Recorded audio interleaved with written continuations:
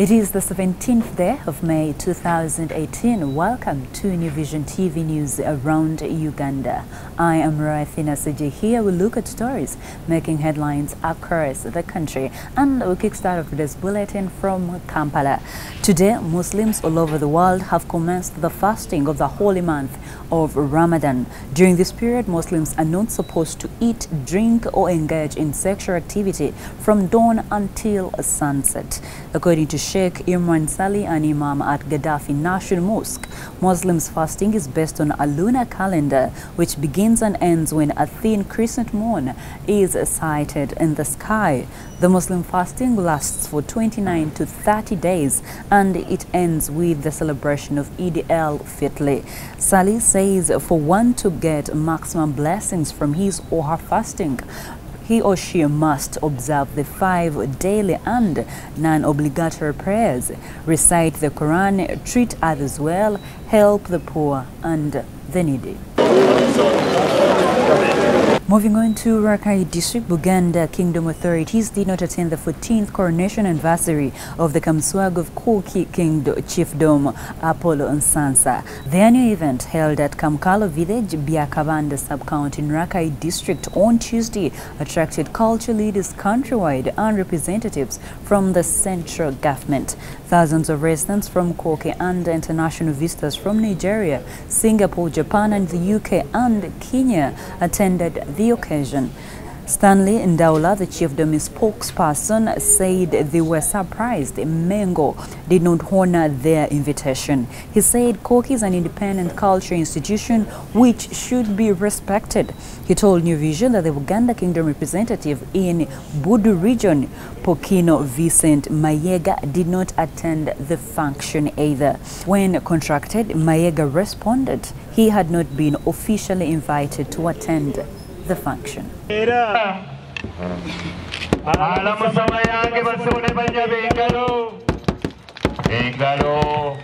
As we continue looking at stories making headlines across the country, let us take a short break and look at what is making headlines in today's copy of the New Vision. The headlining story today is Government Tightens NGO Financial Rules. We also have Uganda buys 6 passenger planes. In the New Vision, Acholi Prime Minister abducted in Sudan. From business, how Entebbe will fare if UN shifts some services. The wedding is also here, whom to expect at Harry Marco as Harry Marco tie the knot, and also motoring 8,000 cars fail mechanical test. Moving on in what is making headlines inside the New Vision, Busoga Hospital lacks TB isolation wards. And also Shema candidates call of campaigns want Eliud out. Moving on, key figures at a wedding. It is right here into the copy of the New Vision. Now, every Thursday we have the business vision, and also tenders are in the business pullout. This comes out every Thursday, and the headlining story today's UN departure will hit Entebbe hard.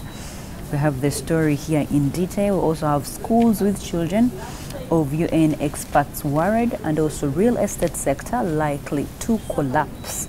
Border borders, bar owners, domestic workers and service providers worried. Those are all the stories you can read and get more details about them when you buy your copy of the New Vision. They're all here in today's business pull out. Moving on in what is making headlines in the New Vision, we have Motomat. When do you need extra wheel drivers? Motomat is also a puller that comes out every Thursday. This is the information you need as a motorist. Moving on, let's just go to the sports segment. We have Dr. Love here. He says, don't enter tomorrow without this knowledge. Something that you should read when you buy a copy of the New Vision. Now let's go to the sports docket, and we have giant steps. I see the executive director of the Kampala Capital City Authority here. We have a big, I see big interview. So that is a story. That is an interview that you have to read when you get your copy of the New Vision. I see I have plans. Who says that? That is also something you should find out. heart is hurting after being axed. We have Mulima back. Stephen Kiprotich advises athletes known to create education. Okay, get more stories in your copy of the New Vision. The copy of the New Vision is only 2,000 shillings, and we are proudly the leading daily. Moving on to stories making headlines across the country, we go to Rukungiri district. Now, just 2 weeks the voting day for Rukungiri woman MP, candidates are using all tactics to win the sympathy of the voters ahead of May 31st by-elections for Rukungiri. On Monday, the Forum for Democratic Change's candidate Betty Bamkwatsa Muzanira campaigned in Nyarushenje sub-county, the home area of her rival Winfred Masco, the National Resistance Movement flag bearer. Bamkwatsa campaigned in the parishes of Bwanga, Burora, Ihunga, Mujera, and even the sub-county headquarters. In all places, she kneels before voters, asking them to vote for her, saying the victory will compensate her stolen victory in 2016.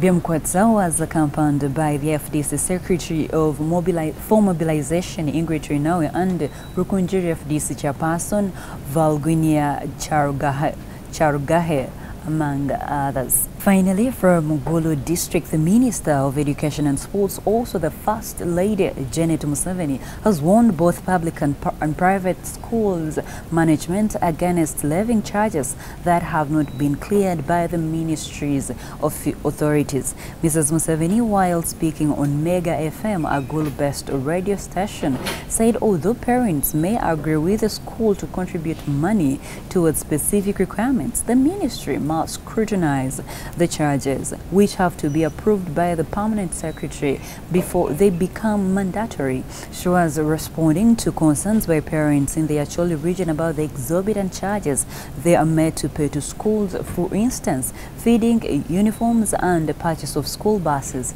among others. Mrs. Museveni was in Acholi region to mobilize parents to feed their children with nutritious meals at home and pack a midday meal for the school-going children.